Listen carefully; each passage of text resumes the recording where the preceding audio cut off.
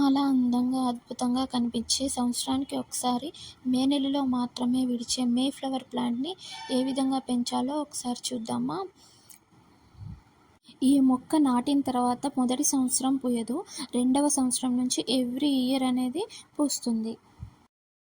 ఈ మొక్కను 3 పద్ధతుల ద్వారా మనం పెంచుకోవచ్చు. మొదటి పద్ధతి ఏంటంటే సర్కస్ ద్వారా మొక్క చుట్టూ వచ్చే చిన్న పిల్ల మొక్కలను విడిగా తీసి నాటుకోవచ్చు. ఇవి చాలా త్వరగా పెరుగుతాయి. రెండవ పద్ధతి సీడ్స్ ద్వారా. పూలు ఎండిపోయిన తర్వాత చిన్న చిన్న బర్డ్స్ వస్తాయి. వాటిలో ఉండే సీడ్స్‌ని తీసుకొని ఎండబెట్టి నాటితే మంచి మొలకలు వస్తాయి. మూడవ పద్ధతి, ఈ మొక్క మట్టిలో దుంపలు కూడా వస్తాయి. ఆ దుంపను పెట్టుకున్నా కూడా మనకి మల్టిపుల్ దుంపలొచ్చి మల్టిపుల్ మొక్కలు కూడా వస్తూ పెరుగుతూ ఉంటాయి. ఈ మొక్కని సమ్మర్‌కి ముందు పెంచుకోండి. మొదటి సంవత్సరం మాత్రం మొక్క వస్తుంది. రెండవ సంవత్సరం నుంచి ఎవ్రీ ఇయర్ మే ఫ్లవర్ అనేది పూస్తుంది. ఇలాంటి మరిన్ని వీడియోస్ కోసం ప్లీజ్ సపోర్ట్ అండ్ సబ్స్క్రైబ్ చేయండి.